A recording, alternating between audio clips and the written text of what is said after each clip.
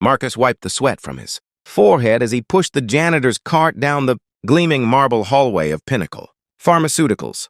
It was 2:47 a.m., and the building hummed with the quiet efficiency of overnight operations. His weathered hands, scarred from years of manual labor, gripped the mop handle as he moved methodically from office to office. Each movement was deliberate, practiced, the routine of a man who had found dignity in honest work. Even when the world seemed determined to overlook him. At home, his 8-year-old daughter Emma slept soundly. Her small body curled around the teddy bear he'd bought her for Christmas 3 years ago, back when money wasn't quite so tight.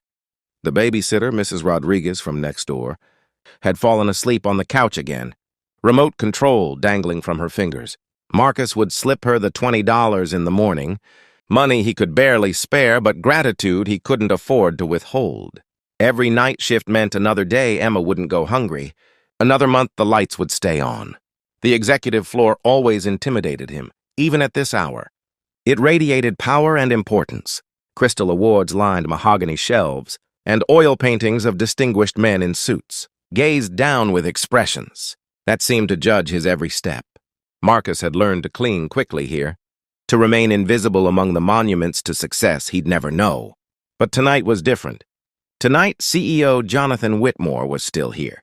Marcus hesitated outside the corner office, noticing the strip of light beneath the massive oak door. In 3 years of cleaning this building, he'd never encountered Mr. Whitmore face to face.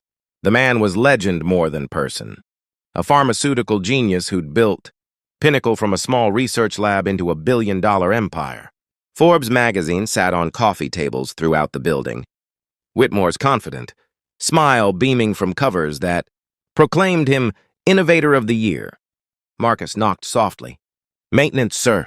Should I come back later?" "No, come in," came the weary reply. The office was a temple to achievement. Floor-to-ceiling windows overlooked the sleeping city, while awards and patents covered every surface.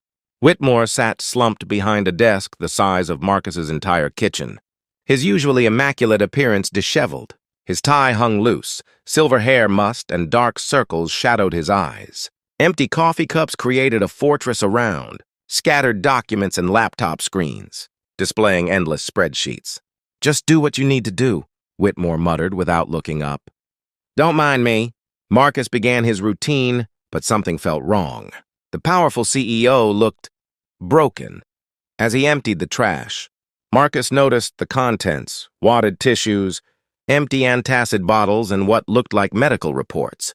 His father's instincts, honed by years of watching Emma struggle with homework and playground disappointments, recognized the signs of a person in deep trouble.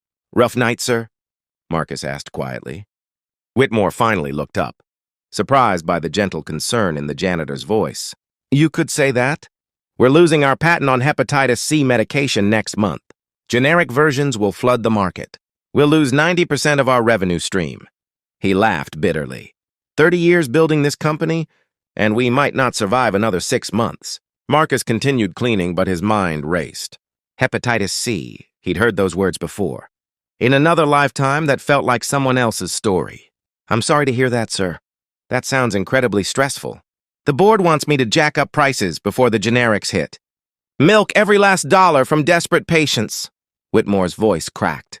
"But I got into this business to help people, not exploit them. My grandmother died from a disease we could have treated if the medication hadn't cost 3 months of my grandfather's salary." Marcus paused his mopping. "What if there was another way?" Whitmore gestured helplessly at the papers scattered across his desk. "Our research team has been working around the clock. We need a breakthrough, something revolutionary.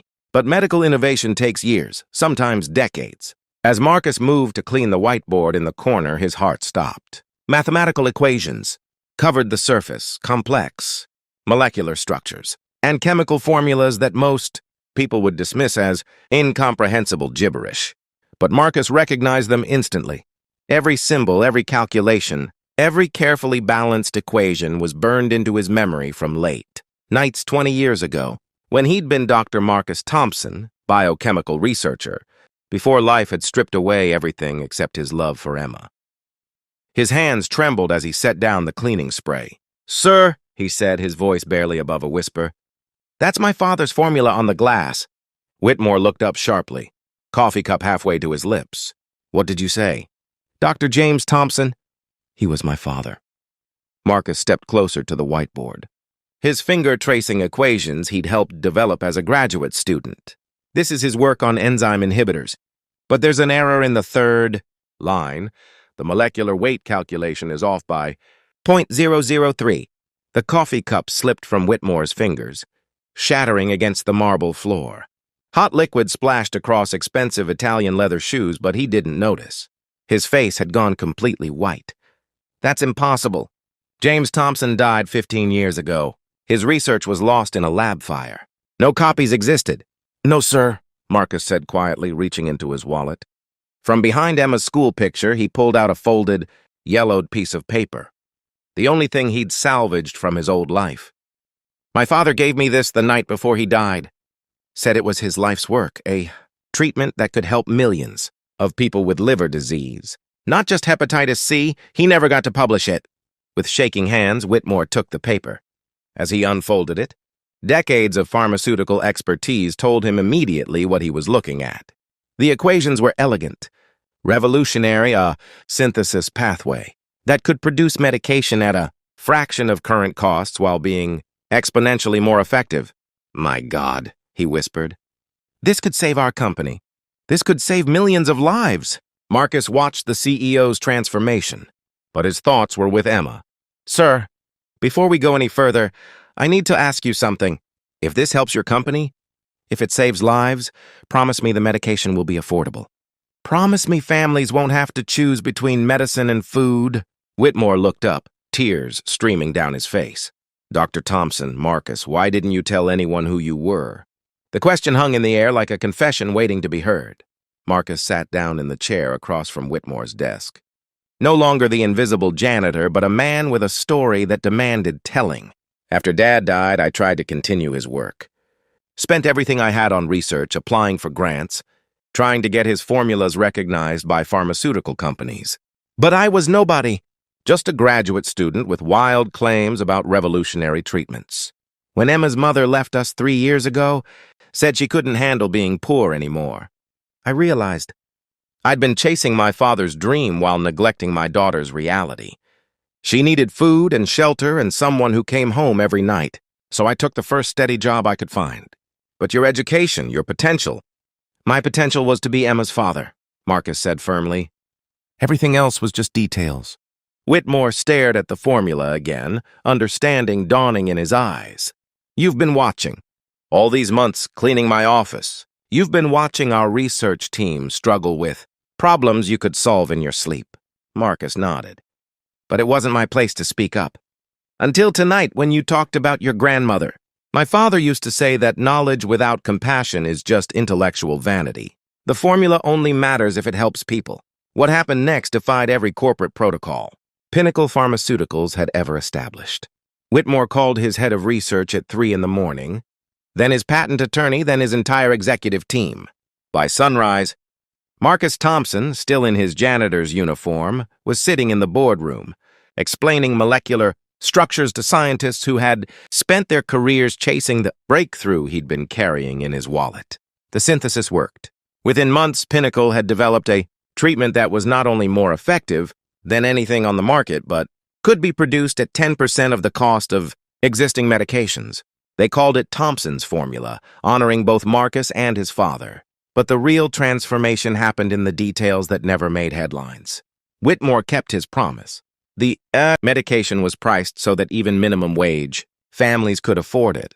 Pinnacle established the Emma Thompson Foundation, providing free treatment to anyone who couldn't pay. And Marcus, now Dr. Marcus Thompson again, became head of ethical research, ensuring that every medication the company developed prioritized patient welfare over profit margins. The night janitor's cart still sits in the Pinnacle building's maintenance closet, but now it holds a different meaning.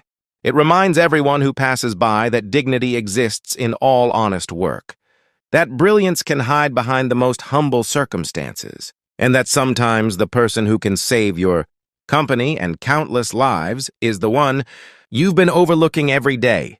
Marcus still tucks Emma into bed every night, But now he reads her stories about scientists and inventors, about people who use knowledge to heal the world. And sometimes, when she asks him about his work, he tells her the truth that took him years to understand. The most important formula in life isn't written on any whiteboard. It's the equation of love plus sacrifice that equals a parent's devotion to their child's future. In the end, it wasn't Marcus's scientific brilliance that changed everything. It was his father's heart, beating steadily through years of invisible service, finally finding its moment to transform not just a company, but an industry's entire approach to healing.